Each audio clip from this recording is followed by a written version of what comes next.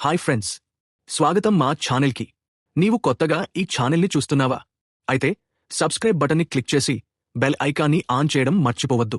ఈరోజు మనం ఒక చాలా ముఖ్యమైన, హృదయాన్ని కదిలించే అంశం గురించి మాట్లాడబోతున్నాం. అదే శ్రీకాకుళం జిల్లాలోని ఉద్దానం ప్రాంతంలో మూత్రపిండ వ్యాధి బాధితుల కోసం జనసేన పార్టీ చేపట్టిన న్యాయ పోరాటం. ఈ సమస్య గురించి, జనసేన అధ్యక్షులు శ్రీ పవన్ కళ్యాణ్ గారు చేసిన కృషి గురించి, మరియు ఈ సమస్యను జాతీయ స్థాయిలో ఎలా వెలుగులోకి తీసుకొచ్చారో ఈ వీడియోలో వివరంగా తెలుసుకుందాం. సో రెడీనా? ప్రారంభిద్దాం. ఫ్రెండ్స్, శ్రీకాకుళం జిల్లాలోని ఉద్దానం ప్రాంతం.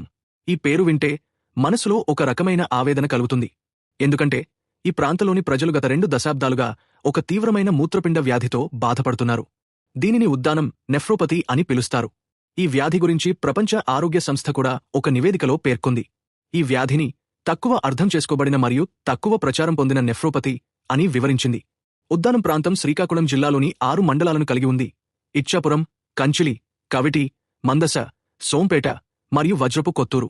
ఈ 6 మండలాల్లో సుమారు 120 గ్రామాలు ఈ వ్యాధి బారిన పడ్డాయి. గత 1 దశాబ్దంలో సుమారు 4500 మంది ఈ వ్యాధి కారణంగా మరణించారని అంచనా. ఇది ఎంత భయంకరమైన సమస్యో మీరే ఆలోచించండి. ఈ సమస్య యొక్క తీవ్రత గురించి మాట్లాడితే ఈ ప్రాంతంలో సుమారు 1/3 మంది ప్రజలు ఈ వ్యాధి బారిన పడుతున్నారని అంచనా. ఈ వ్యాధి కారణంగా కుటుంబాలు నిరాశ్రయమవుతున్నాయి, ఆర్థికంగా కుంగిపోతున్నాయి, పిల్లలు అనాథలవుతున్నారు. ఒక మహిళ తన భూమిని, ఆభరణాలను అమ్ముకుని చికిత్స కోసం ఖర్చు చేసిన సంఘటన గురించి పవన్ కళ్యాణ్ గారు స్వయంగా చెప్పారు. ఒక వ్యక్తి వారానికి 3 సార్లు డయాలసిస్ కోసం 3000 నుండి 3500 రూపాయలు ఖర్చు చేయాల్సి వస్తోందని ఆవేదన వ్యక్తం చేశారు. ఇంత భయంకరమైన సమస్య గురించి ఎందుకు ఇంతకాలం ఎవరూ సీరియస్గా దృష్టి పెట్టలేదు? ఈ ప్రశ్న మనలో ఎవరికైనా రావచ్చు. ఈ సమస్యకు కారణమేమిటి? దీని వెనుక ఉన్న రీజన్ ఇంకా స్పష్టంగా తెలియలేదు.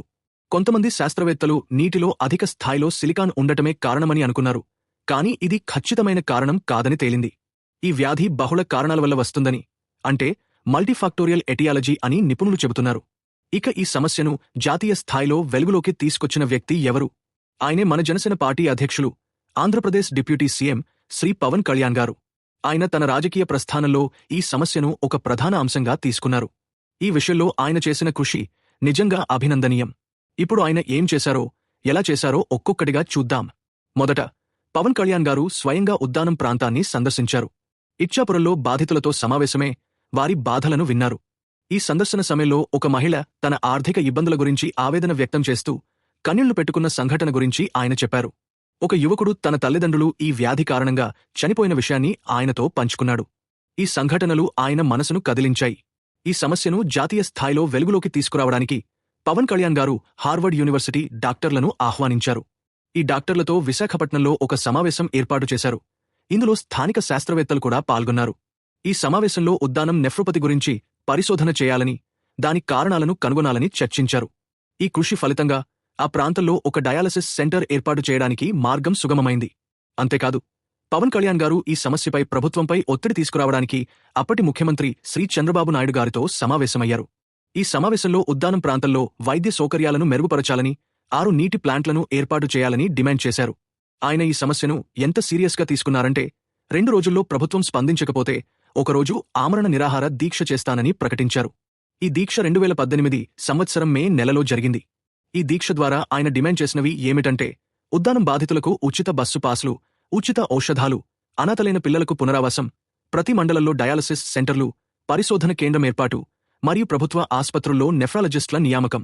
ఈ డిమాండ్లు చాలా సమంజసమైనవి మరియు బాధితులకు నిజమైన ఉపశమనం కలిగించగలవి. ఇక ప్రభుత్వం ఈ సమస్యపై ఎలా స్పందించింది? అప్పటి ఆంధ్రప్రదేశ్ ఐటీ మంత్రి శ్రీ నారా లోకేశ్ గారు ఈ సమస్యపై స్పందిస్తూ ఉద్దానంలో 7 మండలాల్లో 80 గ్రామాలు, 238 హాబిటేషన్లలో 6 మదర్ ప్లాంట్లు, 109 రెగ్యులర్ డిస్ట్రిబ్యూషన్ యూనిట్లు పూర్తి చేశామని మరియు 29 యూనిట్లు ప్రోగ్రెస్లో ఉన్నాయని చెప్పారు. అంతేకాదు, 1,00,000 మందిని స్క్రీనింగ్ చేసి 13,093 మందిని కమ్యూనిటీ హెల్త్ సెంటర్లకు రిఫర్ చేశామని మరియు 3 కొత్త డయాలసిస్ యూనిట్లు ఏర్పాటు చేశామని తెలిపారు.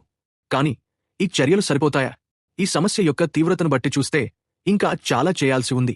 పవన్ కళ్యాణ్ గారు ఈ విషయంలో ప్రభుత్వాన్ని నిలదీశారు. ఆయన చెప్పిన ఒక వాక్యం చాలా గుండెలను కదిలించింది. 100 కోట్లు రాష్ట్ర రాజధాని నిర్మాణానికి ఖర్చు చేయగలరు, కానీ ఇక్కడ ప్రజలు చనిపోతుంటే, పిల్లలు అనాథలవుతుంటే ఎందుకు మీ దృష్టికి రావడం లేదు అని ఆయన ఆవేదన వ్యక్తం చేశారు. ఈ సమస్యను పరిష్కరించడానికి జనసేన పార్టీ ఒక కమిటీని కూడా ఏర్పాటు చేసింది. ఈ కమిటీలో డాక్టర్లు, శాస్త్రవేత్తలు, పరిశోధకులు ఉన్నారు. ఈ కమిటీ ఉద్దానం ప్రాంతంలోని పరిస్థితులను అధ్యయనం చేసి ఒక వివరణాత్మక నివేదికను తయారు చేసింది. ఈ నివేదికను పవన్ కళ్యాణ్ గారు ముఖ్యమంత్రికి సమర్పించారు. ఇక ఈ సమస్య గురించి జాతీయ మీడియా దృష్టిని ఆకర్షించడంలో పవన్ కళ్యాణ్ గారు కీలక పాత్ర పోషించారు. ఆయన ఈ సమస్యను the Hindu, the news minute, India today వంటి జాతీయ మీడియా సంస్థల ద్వారా వెలుగులోకి తీసుకొచ్చారు. ఈ విషయంలో ఆయన చేసిన కృషి కారణంగా ఈ సమస్య గురించి దేశవ్యాప్తంగా చర్చ జరిగింది. ఇంకా ఆసక్తికరమైన విషయమేమిటంటే పవన్ కళ్యాణ్ గారు ఈ సమస్యను రాజకీయ లబ్ధి కోసం కాకుండా మానవతా దృక్పథంతో చూశారు. నేను రాజకీయ లబ్ధి కోసం ఈ సమస్యను లేవనెత్తడం లేదు. నా ఏకైక లక్ష్యం ఈ బాధితులకు న్యాయం చేయడం అని ఆయన స్పష్టంగా చెప్పారు. ఈ విషయంలో ఆయన వైఎస్ఆర్సీపీ అధ్యక్షులు జగన్మోహన్ రెడ్డి గారి సహకారం కూడా తీసుకోవడానికి సిద్ధంగా ఉన్నానని ప్రకటించారు. ఇది ఆయన మానవతా దృక్పథాన్ని చూపిస్తుంది. ఇక జనసేన పార్టీ యొక్క 7 ఆదర్శాలలో ఒకటైన సామాజిక స్పృహ, కుల వివక్ష లేకుండా అనే సూత్రం ఈ సమస్యను పరిష్కరించడంలో ఆయన చూపిన నిబద్ధతకు ఒక ఉదాహరణ. జనసేన పార్టీ ఎల్లప్పుడూ ప్రజల హక్కుల కోసం, ప్రభుత్వంలో అవినీతిని ప్రశ్నించడం కోసం పోరాడుతుంది. ఈ ఉద్దానం సమస్య కూడా ఆ దిశలో ఒక ముఖ్యమైన అడుగు. ఇక ఈ సమస్య యొక్క ప్రస్తుత పరిస్థితి ఏమిటి?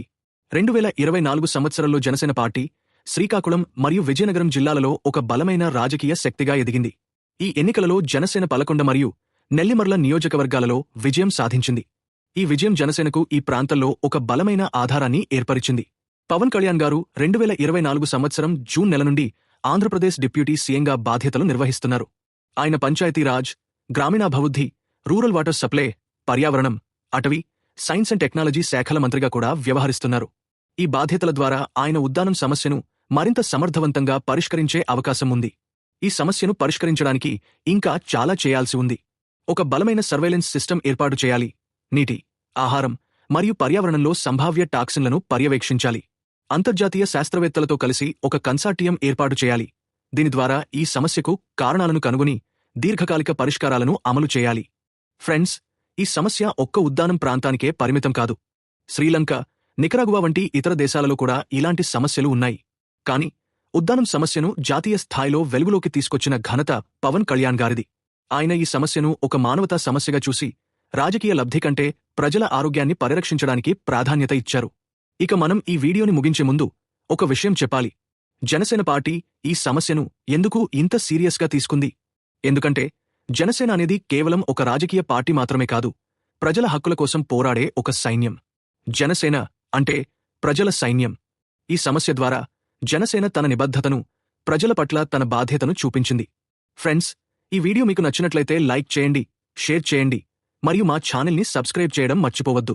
మీరు ఈ సమస్య గురించి ఏమనుకుంటున్నారు? ఉద్దానం బాధితులకు న్యాయం జరగాలంటే ఇంకా ఏమి చేయాలి? మీ అభిప్రాయాలను కామెంట్స్లో తెలియజేయండి. మీ కామెంట్స్ మాకు చాలా విలువైనవి. తప్పకుండా చదివి స్పందిస్తాం. మళ్ళీ కొత్త వీడియోతో మీ ముందుకు వస్తాం. అప్పటివరకు జై హింద్.